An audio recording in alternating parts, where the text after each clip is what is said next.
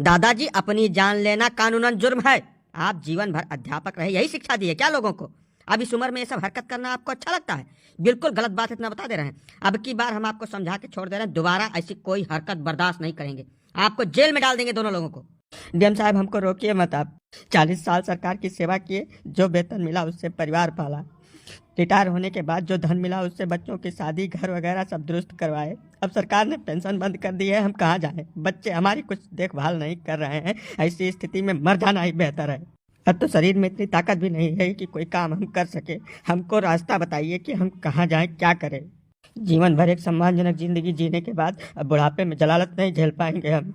ये सब बेकार की बातें हैं। नई पेंशन व्यवस्था लागू हो गई है, उसमें आपको पेंशन दी जा रही है। उससे आपका खर्चा नहीं पूरा होता क्या? 700 रुपए पेंशन बनी है। 700 रुपए में आप खर्चा चला पाएंगे क्या परिवार का? बिना वजह की बात मत करिए। बेटा, पेंशन बुढ़ापे का सहारा होती है। अब इस उम्र में लोगों के आगे हाथ फैलाना अपने खर्चे के लिए कहाँ तक जायज है? तुम ही लोग कुछ फैसला करो हम लोगों का।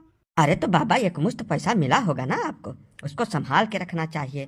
ये समझना चाहिए कि पेंशन नहीं मिलेगी, इसी से जिंदगी पार होनी है। उसको संभाल संभाल के खर्च करते आराम से बुढ़ापा कट जाता। अब ये बिना वजह का तांडव कर रहे हो, अच्छा लगता है क्या ये सब? अब बिन अकिल बुद्धि के बात न करते हो साहब, तब बहुत नीक रहा। जवन दमवा यकमुश्त मिला रहा, वका लड़कवा इनके लगा रहा दिया है, हाँ? न वका दे देते तो इनका नरक हो जात यही जिंदगी में हिया।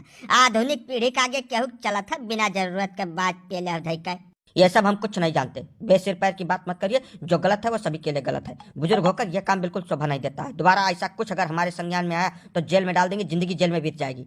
तुम्हें जानक परी साहब, साफ सुथरा बात सुन ले। सरकार के दोगली नीति के विषय में तुम्हें जानक परी।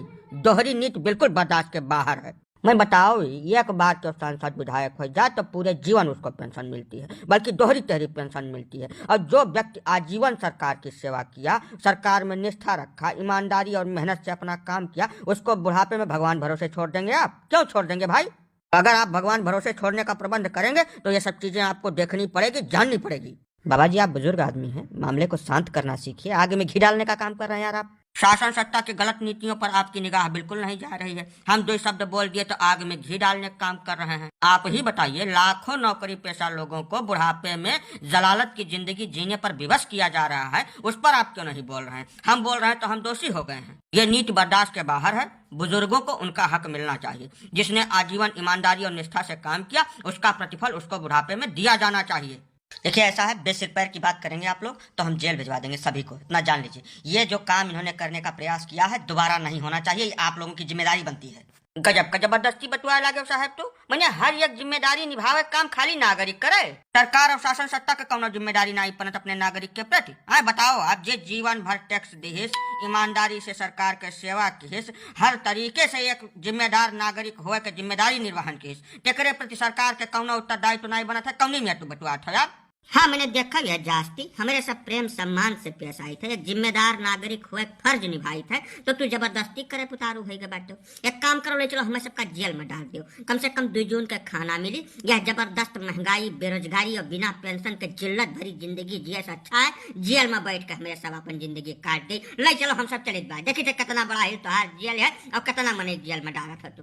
हाँ बच्चा, यह सबसे सटीक पड़ेगा। कम से कम सुकून से मर तो जाएंगे वहाँ बैठे बैठे। नहीं, आप लोग शांतिपूर्वक रहिए। हम देखते हैं आगे क्या हो सकता है इसमें। हम प्रयास करेंगे, ठीक है?